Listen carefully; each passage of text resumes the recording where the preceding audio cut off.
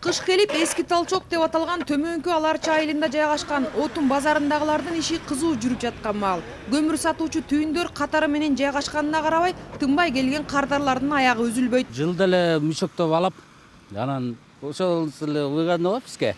Эми килограммы 50ге чечкек. 2-3 кило, 5 кило үчүн мешоктун размери кичинекей экен деп, биз эми тонналап алганга караганда мешокто алган выгодно магачы лично. Эмнеси болсо да үйүм жылуу болсун деп шашып-ушуп көмүр сатып алган көпчүлүк жарандар анын баасына жана салмагына деле көңүл бурушпайт. Былтыр ушул маалда бир кап көмүр 150 сомдон сатылган болсо, ушул тапта анын баасы 180 сомго чыкты. Көп жылдан бери жалаң кара кеченин көмүр сатып иштеген Айгүл эже суук түшкөнү соода кызыганын айтат. Эми өтүмү болуп элатат, суукта өтөт да, өтпөй койбойт. Анан биз өзүбүз алганыбыз 3300, 3400 болуп атабыз.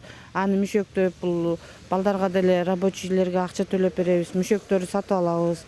Анан ушуну бөлүштүрө келгенде 180ден айланып атат, 180ден сатабыз. Метрологиялык көзөмөл инспекциясынын эрежесине ылайык ар бир көмүр сатылган жерде атайын таразалар болушу шарт.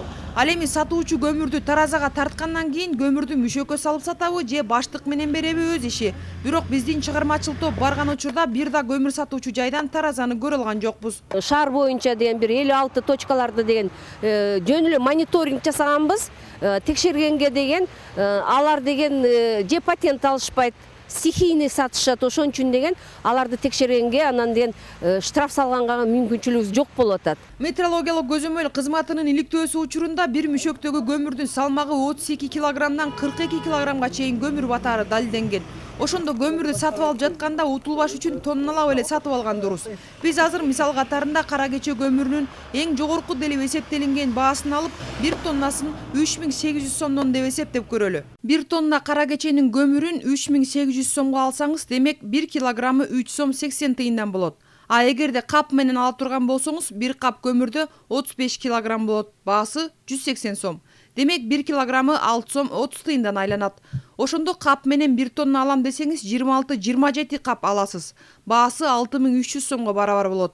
А тонналап алсаңыз баасы 3800 сом. Демек ортодо 2500 сом айырма болот. Андыктан кап менен сатып алганда көп эле чыгымга учурайсыз. Анткени менен сатып алуучулардын арасында көмүрдүн баасына сара эсеп салып байкоо жүргүзүп тургандар дагы бар. Алардын айтымдарында акыркы жылдары суук катуулаган сайын көмүрдүн баасы өзүн билемдик менен өсүп кеткени аз келгенсип, сыртынан 1 кап деп айтылганы менен ар кандай көлөмдөгү мüşөктөр менен сатылып жатат.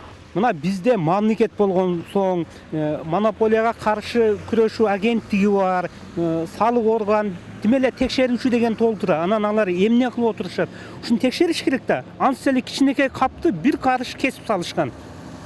40 килограмм дейт, ага да жетпейт да, ашып кетсе 35 килограмм чыгат. Мына элди ойлош керек да. Көмүрдүн салмагын айтпаганда дагы эч кандай патент албай, мыйзамсыз эле көчө бойлоп тура калып, акча табуу үчүн тийип качып көмүр саткандар дагы бар.